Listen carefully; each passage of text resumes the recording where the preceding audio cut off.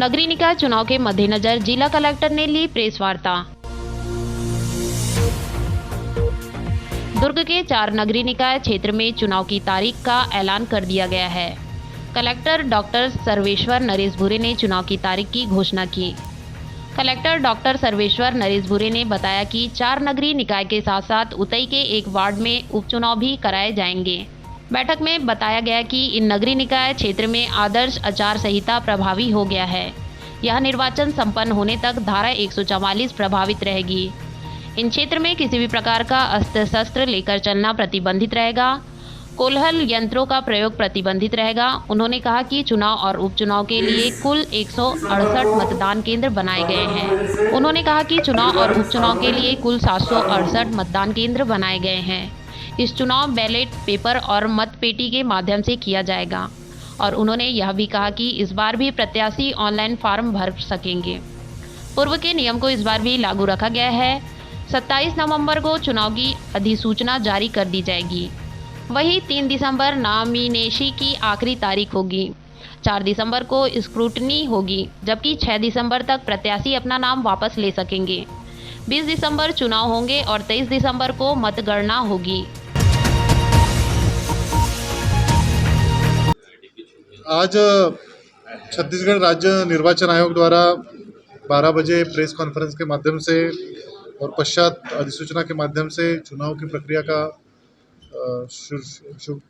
आगाज किया गया है। इस पूरी प्रक्रिया हमारे जिले में 4 नगरीय निकाय और 1 निकाय में उपचुनाव के रूप में होगी। इन पूरे जिलों में लगभग 6 लाख मतदाता चुनाव प्रक्रिया में भाग लेंगे। हमारे जिले में नामांकन का जो प्रक्रिया है वो 3 तारीख से प्रारंभ होकर मतदान की जो प्रक्रिया है वो 20 तारीख को संपन्न होगी और मतगणना 23 दिसंबर को होगी। इसके लिए जिले में आदर्श आचरण संहिता लागू हो चुकी है और इसके तहत संपत्ति विरूपण, कोलाहल अधिनियम और इसके अलावा दंडात्मक कार्रवाई हेतु निर्देश जारी कर दिए जा चुके हैं। सभी 4 नगरीय निकायों हेतु जो इसमें पूर्ण रूप से चुनाव है वहाँ के लिए आरओ और एआरओ की नियुक्ति की कार्रवाई पूर्ण हो चुकी है। जिले में जिन नगरीय क्षेत्रों में चुनाव है उन नगरीय क्षेत्रों में आचार संहिता तो लागू है ही, इसके साथ ही धारा 144 भी प्रभावशील है। इसके अलावा जो नामांकन प्रक्रिया है और नामांकन प्रक्रिया के संबंध में अवगत कराने हेतु और जो आने वाले समय में जो चुनाव होगा उसकी पूरी प्रक्रिया में जानकारी हेतु आज ही राजनीतिक दलों की बैठक भी आहूत की गई है। क्योंकि अभी भी कोरोना के केसेस कुछ संख्या में जिले में है, भले ही पॉजिटिव दर बहुत ज़्यादा कम हो चुका है, परंतु सावधानी बरतना बहुत ज़्यादा आवश्यक है। तो इसके लिए जो हमारे मतदान दल है और जो मतदाता है इनको विशेष रूप से कोरोना के और उसको बचाव के संबंध में जागरूक करने के लिए एक विशेष मुहिम पूरे चुनाव प्रक्रिया के दौरान निभाई जाएगी।